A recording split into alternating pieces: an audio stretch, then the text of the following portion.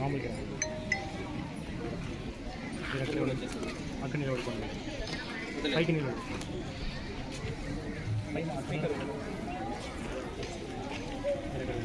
భాగస్వాములారా, భారత గణతంత్ర దినోత్సవం 2026 సందర్భంగా సమావేశమైన ఈ సభకు నేను ప్రొటెం స్పీకర్గా లాంఛనంగా అధ్యక్షత వహిస్తున్నాను.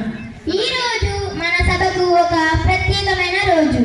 మన శాసనసభ్యుల నుండి ప్రజాప్రతినిధిని స్పీకర్గా ఎన్నుకోవడం ఈనాటి ప్రధాన ఎజెండా. స్పీకర్ పదవికి ఎన్నికల ప్రక్రియ ప్రారంభిద్దాం. స్పీకర్ పదవికి నామినేషన్లు ఆహ్వానిస్తున్నాను. పత్తికొండ నియోజకవర్గం ఎమ్మెల్యే నవ్యశ్రీ గారు గౌరవనీయ ధరణి గారిని స్పీకర్గా ప్రతిపాదిస్తున్నారు. అధ్యక్ష, నేను ధరణి గారి పేరును సభాపతి పదవికి ప్రతిపాదిస్తున్నాను. అధ్యక్ష, నాయకరావుపేట ఎమ్మెల్యే గౌరవనీయ దీప్తి గారు గౌరవనీయ ధరణి గారిని స్పీకర్గా బలపరుస్తున్నారు. అధ్యక్ష, నేను ఈ ప్రతిపాదనను బలపరుస్తున్నాను. అధ్యక్ష, వేరే ప్రతిపాదనలు ఏమీ లేనందువలన గౌరవనీయ ధరణి గారిని స్పీకర్గా ఏకగ్రీవంగా ఎన్నికైనట్లు నేను అధికారికంగా ప్రకటిస్తున్నాను. ఇప్పుడు మన ముఖ్యమంత్రి వర్యులు అలాగే ప్రతిపక్ష నాయకులు ఇద్దరు వచ్చి కుమారి ధరణి గారిని ఆసనం వరకు తీసుకొని రావాల్సిందిగా కోరుచున్నాం.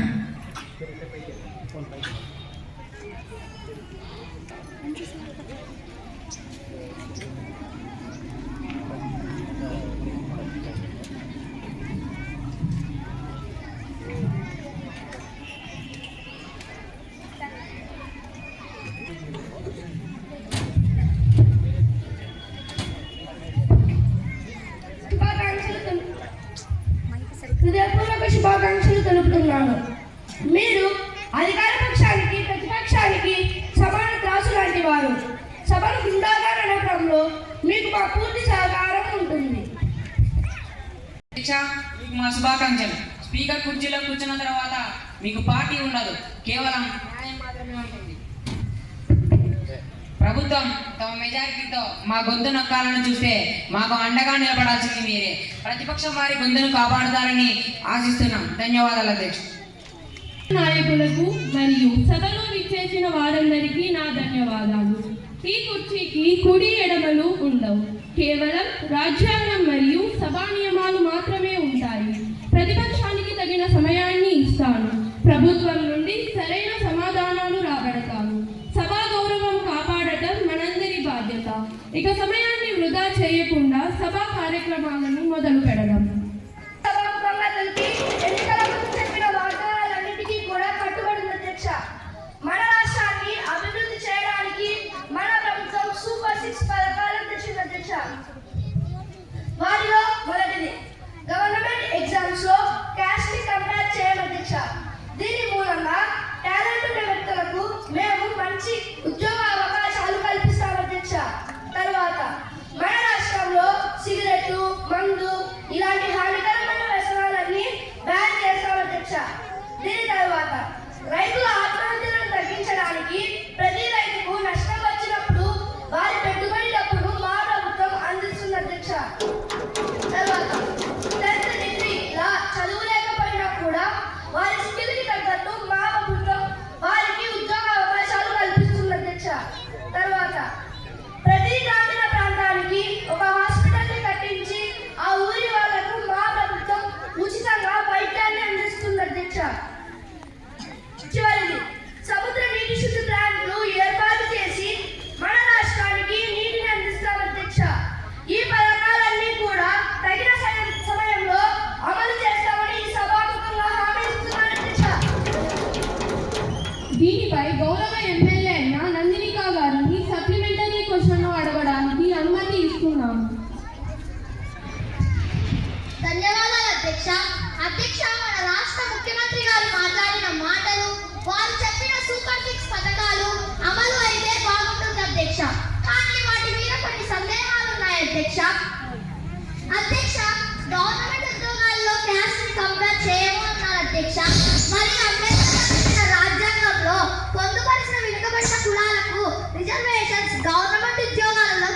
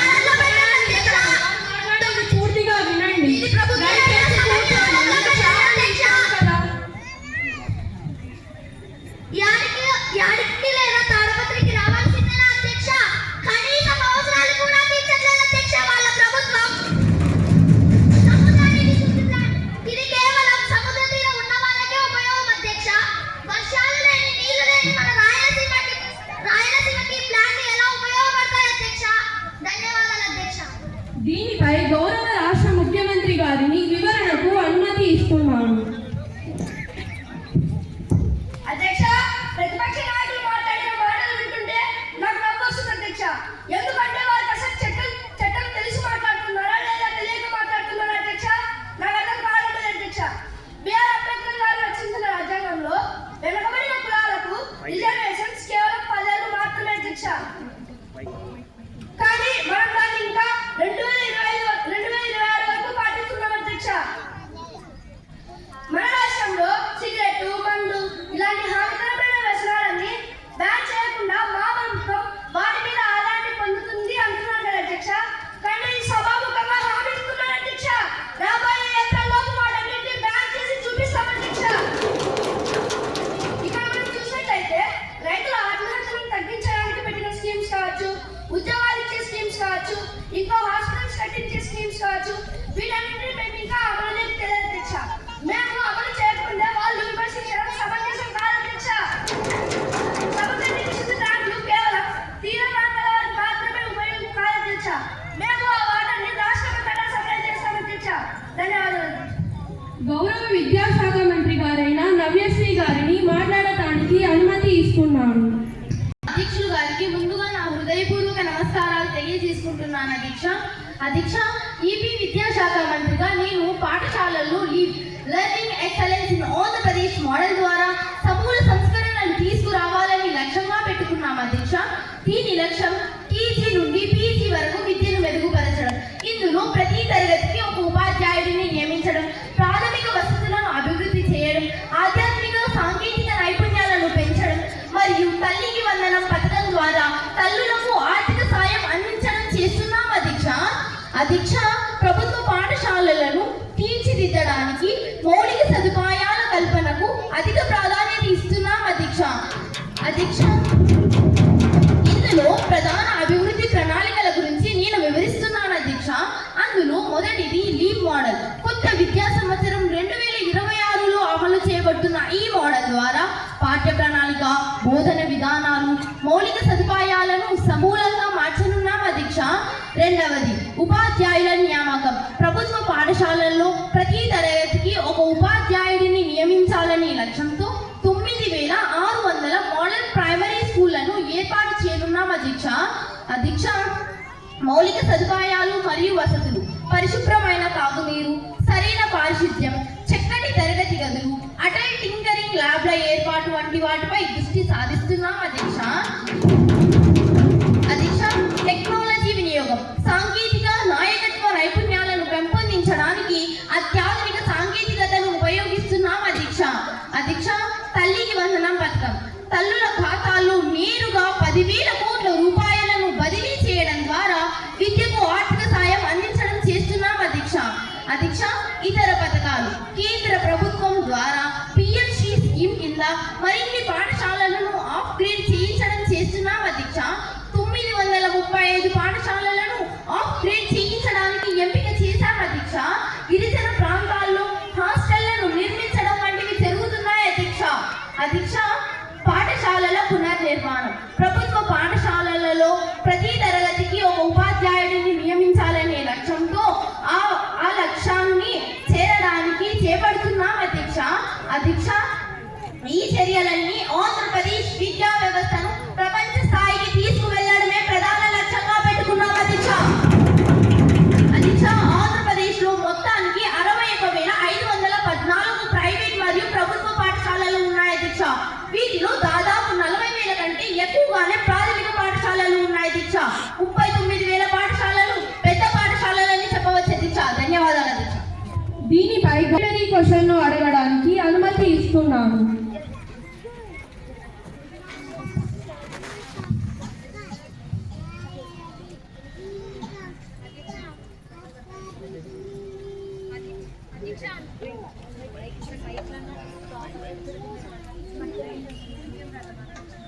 అధ్యక్ష, ఇప్పటి వరకు ఎడ్యుకేషనల్ మినిస్టర్ మాట్లాడిన విధానాన్ని చూస్తే విద్యకు పెద్దపీట వేస్తున్నట్లు అనిపిస్తుంది అధ్యక్ష.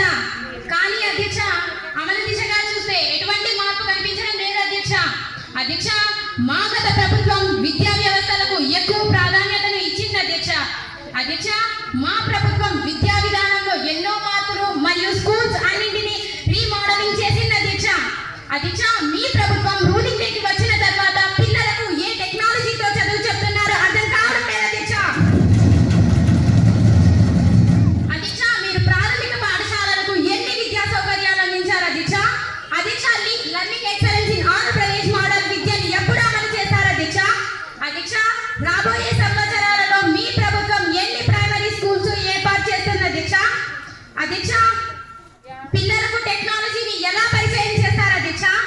అధ్యక్ష, మీ ప్రభుత్వం అధికారంలోకి వచ్చిన తర్వాత ఎన్ని పాఠశాలలు నిర్మించారో మరియు ఎన్ని పాఠశాలలు పునర్నిర్మాణం చేశారో చెప్పమనండి అధ్యక్ష.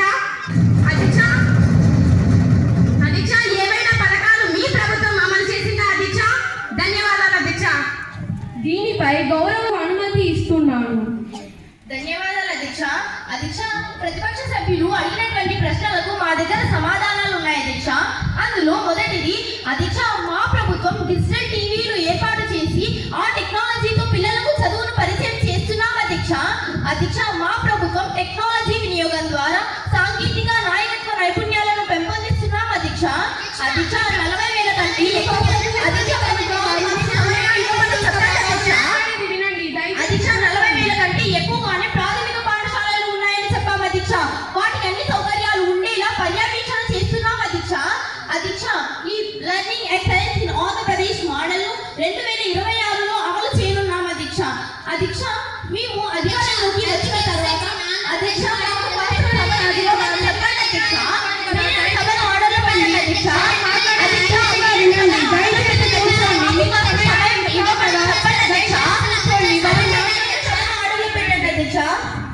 అధ్యక్ష, మేము అధికారంలోకి వచ్చిన తర్వాత పిల్లలకు ఉచితంగా mid day meal, uniform, school bags, books ఇచ్చాం అధ్యక్ష. వాటితో పాటు 60% పాఠశాలలను పునర్నిర్మాణం చేశాం అధ్యక్ష. వాళ్లకు సౌకర్యవంతంగా ఉండడం కోసం బెంచీలు, డిజిటల్ టీవీలు ఇలా ఎన్నో సౌకర్యాలను ఏర్పాటు చేశాం అధ్యక్ష. అధ్యక్ష, 9,600 మోడల్ ప్రైమరీ స్కూళ్లను ఏర్పాటు చేస్తున్నామని చెప్పారు కదా అధ్యక్ష. మరి ప్రతిపక్ష సభ్యులకు ఈ ప్రశ్న ఎలా వస్తుందో నాకు అర్థం కావడం లేదు అధ్యక్ష.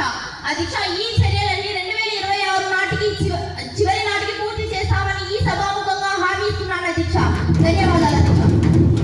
మరి 5 ఏళ్ళు ముఖ్యమంత్రిగా ఉన్నప్పుడు మొత్తం 45,000 గవర్నమెంట్ స్కూల్స్ లలో ఇంగ్లీష్ మీడియం ను ఎన్ఫోర్స్ చేసి మొత్తం గవర్నమెంట్ స్కూల్స్ లోనే ఇంగ్లీష్ మీడియం గా మార్చే సువర్ణ అవకాశం ఉండేది అధ్యక్ష. కానీ వాళ్ళు చేసింది ఏంటి అధ్యక్ష? కేవలం 34% మాత్రమే ఇంగ్లీష్ మీడియం స్కూల్స్ ఉన్నాయి అధ్యక్ష. అంటే 66% గవర్నమెంట్ స్కూల్స్ తెలుగు మీడియం గానే ఉన్నాయి అధ్యక్ష. మన రాష్ట్రాన్ని ఈ పరిస్థితికి తెచ్చినందుకు వాళ్ళు సిగ్గుతో తలదించుకోవాలి అధ్యక్ష.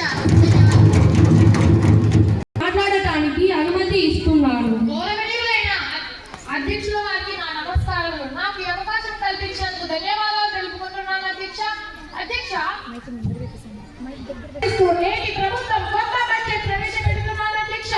అధ్యక్ష, ఆంధ్రప్రదేశ్ ఆర్థిక శాఖను మరింత అభివృద్ధి చేయడం కోసం ఆంధ్రప్రదేశ్ ప్రభుత్వం ఆర్థిక క్రమశిక్షణ, డిజిటల్ మరియు సాంకేతిక విధానాలు, కేంద్ర నిధులు సమర్థవంతమైన వినియోగం, CSS, PPP మోడల్లో భారీ ప్రాజెక్టులకు అభివృద్ధి, బ్యాంకర్లతో సమన్వయం మరియు పారిశ్రామిక అభివృద్ధిపై దృష్టి సారిస్తోంది. దీంతో పాటు సంక్షేమ పథకాల అమలులో వ్యవసాయం, సంబంధిత రంగాలపై బలోపేతం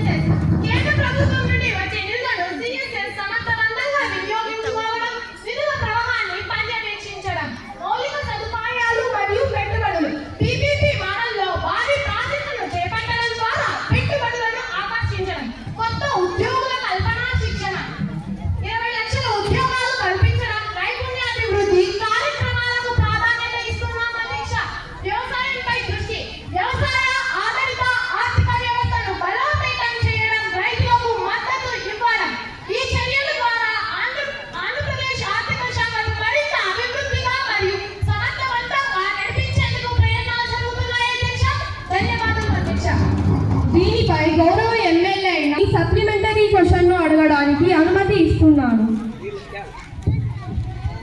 గౌరవనీయులైన అధ్యక్షుల గారికి నా నమస్కారములు అధ్యక్ష. అధ్యక్ష, నేటి ఆర్థిక శాఖ మంత్రి గారు మాట్లాడిన విధానం మరియు ఆర్థిక బడ్జెట్ చూస్తే మన రాష్ట్రం ఇప్పటికిప్పుడే అభివృద్ధి అయ్యేలా ఉంది అధ్యక్ష. కానీ అధ్యక్ష, ఆ బడ్జెట్ లో కొన్ని లోపాలను తోసిపుచ్చుతున్నారు అధ్యక్ష.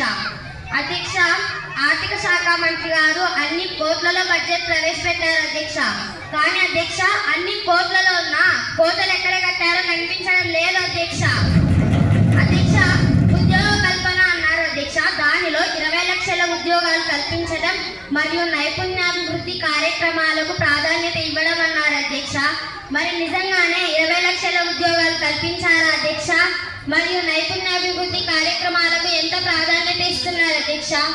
అధ్యక్ష, వారు విద్యాసేవ కోసం నిజంగానే 31,805 కోట్లు ఖర్చు చేశారు అధ్యక్ష. కానీ అధ్యక్ష, కొన్ని మారుమూల పల్లెల్లో ఒక స్కూల్ లేదు, ఒక టీచర్ లేదు అధ్యక్ష. అలా అయితే వీరు ఖర్చు చేసిన డబ్బుని ఏం చేస్తున్నారు అధ్యక్ష?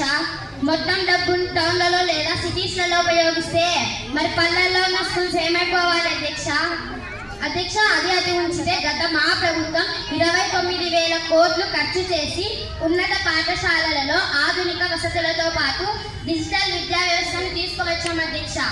అధ్యక్ష, వారు పరిశ్రమలకు ఇంత ఖర్చు చేశాము అంటున్నారు తప్ప మీరు కాస్త కూర్చోండి కీర్తి గారు. వినండి, దయచేసి కూర్చోండి. వారు మాట్లాడేది పూర్తిగా వినండి. సమయాన్ని ఇస్తాను కదా, దయచేసి కూర్చోండి. అధ్యక్ష, వారు పరిశ్రమలకు ఇంత ఖర్చు చేశాము అంటున్నారు తప్ప ఖచ్చితంగా ఎన్ని పరిశ్రమలకు ఖర్చు చేశాము అని చెప్పట్లేదు అధ్యక్ష. అంటే ఎన్ని పరిశ్రమలకు ఖర్చు చేశారో ఖచ్చితమైన లెక్క లేదా అధ్యక్ష? అధ్యక్ష, వారి ప్రభుత్వం రోడ్స్ అండ్ బ్రిడ్జెస్ కోసం నిజంగానే అంత డబ్బు ఖర్చు చేస్తే కొన్ని పల్లెలకు వెళ్లే దారులలో రోడ్స్ సరిగ్గా లేవు అధ్యక్ష. మరియు రోడ్లు వేసిన కొన్ని సంవత్సరాలకే అవి గుంతలు పడి నీరు చేరుతున్నాయి అధ్యక్ష. మరి వారి పరిస్థితి ఏమిటి అధ్యక్ష? అధ్యక్ష, వారి ప్రభుత్వం ఆరోగ్య సంరక్షణ కోసం నిజంగానే 37,227 కోట్లు ఖర్చు చేస్తే మరి ప్రైవేట్ లేదా గవర్నమెంట్ ఆసుపత్రులలో పరిస్థితులు ఏమైనా మారాయా అధ్యక్ష? మీ ద్వారా తెలియజేయాలని కోరుతున్నాను అధ్యక్ష. ధన్యవాదాలు. దీనిపై గౌరవ ఆర్థిక శాఖ మంత్రి గారిని వివరణకు అనుమతి ఇస్తున్నాను. ధన్యవాదములు అధ్యక్ష. అధ్యక్ష, ప్రతిపక్షం వారు అడిగిన ప్రశ్నలకు నా దగ్గర సమాధానాలు ఉన్నాయి అధ్యక్ష. అధ్యక్ష, నిజంగానే మా ప్రభుత్వం 2026లో సమర్థవంతంగా 20 లక్షల ఉద్యోగాలు కల్పించడం, నైపుణ్యాభివృద్ధి కార్యక్రమాలకు ప్రాధాన్యత ఇస్తున్నాం అధ్యక్ష. అధ్యక్ష, గత ప్రభుత్వం విద్యాసేవ కోసం 29,000 కోట్లు ఖర్చు చేశామని ప్రతిపక్షం వారు చెప్పారు కదా అధ్యక్ష. కానీ మా ప్రభుత్వం వచ్చినప్పటి నుండి విద్యాసేవ కోసం 31,805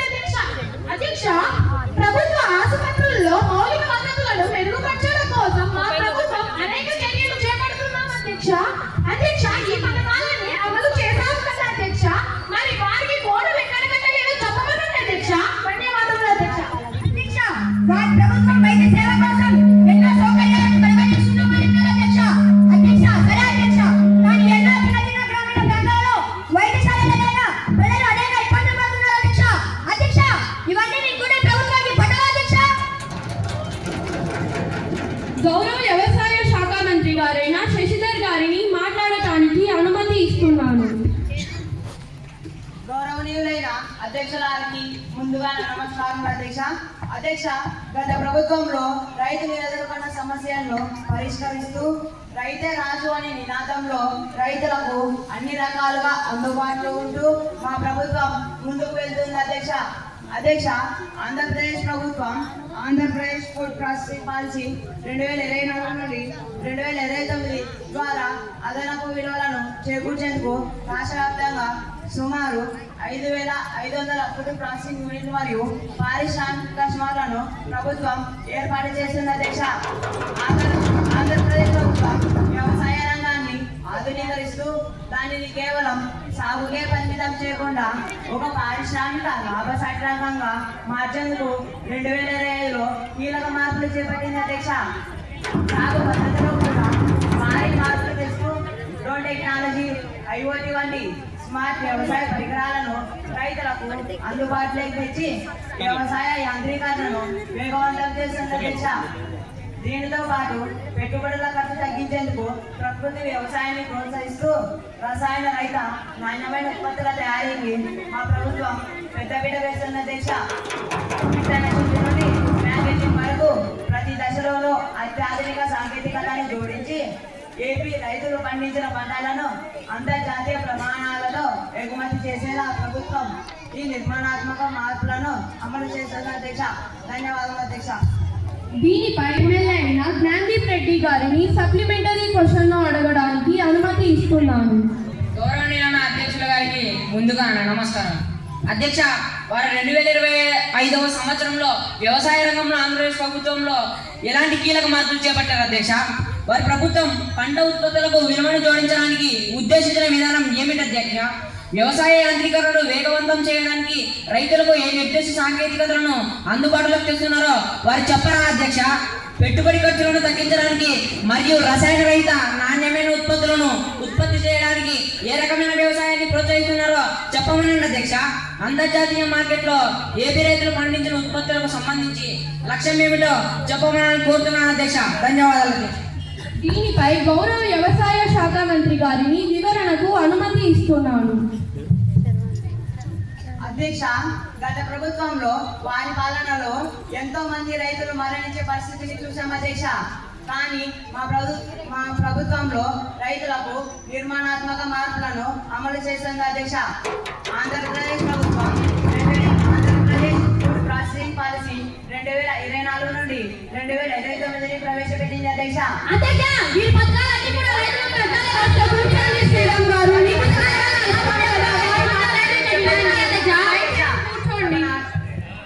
ఇది అనంతర కోత నష్టాలను తగ్గించడానికి, మౌలిక సదుపాయాలను మెరుగుపరచడానికి మరియు పంట ఉత్పత్తులను తగ్గించడానికి ఉద్దేశించబడింది అధ్యక్ష.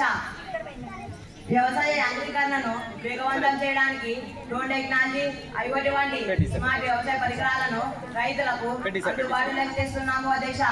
వీటిలో టిల్లర్లు, వరి కోత యంత్రాలు, నూర్పిడి యంత్రాలు వంటివి ఉన్నాయి అధ్యక్ష. ధన్యవాదాలు అధ్యక్ష. అధ్యక్ష, మా కూటమి ప్రభుత్వం అన్ని రకాల పథకాల గురించి వివరిస్తూ ఉంటే ప్రతిపక్ష నాయకులు ప్రతి విషయంలో లేచి విమర్శించడం సమంజసం కాదు అధ్యక్ష. సభను ఆర్డర్లో పెట్టడంలో మీరు కూడా విఫలమవుతున్నారు అధ్యక్ష. సభను ఆర్డర్లో పెట్టడం మీ బాధ్యత అధ్యక్ష. ప్రతిపక్ష మంత్రులు నొక్కడానికి ప్రయత్నిస్తున్నారు అధ్యక్ష. మీరు దీన్ని గమనించాలి అధ్యక్ష. మేము సభను ఆర్డర్లోనే పెడుతున్నాం. మీకు సమయాన్ని ఇస్తున్నాం, వారికి సమయాన్ని ఇస్తున్నాం. ఉప ముఖ్యమంత్రి స్థాయిలో ఉండి సభ గురించి ఇలా మాట్లాడటం సమంజసం కాదు. వర్షాకాల సమావేశాలు